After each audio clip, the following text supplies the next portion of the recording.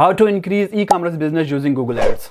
Number 1 is run Performance Max और shopping campaign. जब भी आप ई-कॉमर्स का बिजनेस रन करने जा रहे हैं तो आपने शॉपिंग कैंपेन्स को ही रन करना है, बाकी कैंपेन्स को भी आपने रन करना है, लेकिन हमारा जो मेन गोल है वो हमारा शॉपिंग कैंपेन पे है।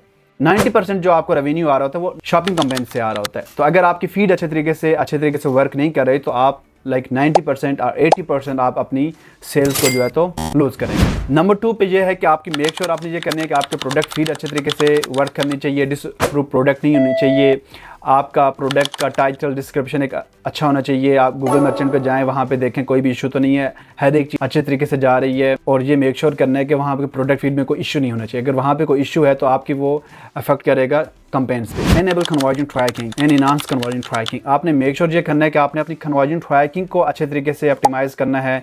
कन्वर्जन ट्रैकिंग आपकी अच्छे तरीके से वर्क करनी चाहिए। आपका परचेज आ गया, आपका ऐड टू कार्ट आ गया, आपका चेकआउट आ गया, ये सारी चीज़ें आपने अच्छे तरीके से ट्रैक करनी है। अगर आपकी कन्वर्जन ट्रैकिंग अच्छे तरीके से वर्क नहीं कर रही, आप जितना मर्जी अच्छी ऑप्टिमाइजेशन कर लें, जो मर्जी कर लें, लेकिन आप अपनी कैंपेन को स्केल नहीं कर सकते। जैसे कि आपने अगर 2 कैंपेन्स रन की हुई हैं, एक आपने परफॉर्मेंस मैक्स रन की हुई है और एक आपने स्टैंडर्ड शॉपिंग कैंपेन की हुई है, दोनों कैंपेन्स आपने फीड के साथ की हुई है। जो स्टैंडर्ड शॉपिंग कैंपेन है उसको आप मैनुअल बिडिंग के साथ चला रहे हैं, लेकिन आपको जो सेल्स आ रही हैं आपको वो परफॉर्मेंस मैक्स से आई हैं, लेकिन आपको आइडिया ही नहीं है। तो अगर आप स्टैंडर्ड शॉपिंग को बजट दे देंगे तो you are wasting your money. It's mean you are running ads blindly, you don't know what you are doing. So it's mean कि आपने अपनी कैंपेन्स की सबसे पहले कन्वर्जन ट्रैकिंग अच्छे तरीके से सेटअप करनी है। जब कन्वर्जन ट्रैकिंग सेटअप हो जाएगी तो उसके बाद ही आप अपनी कैंपेन्स को स्केल भी कर सकते हैं और सारी चीज़ों को कर सकते हैं।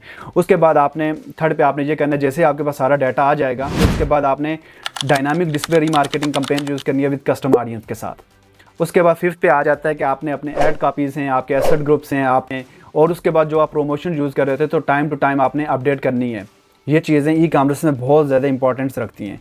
Using these tips you can increase your business for e-commerce.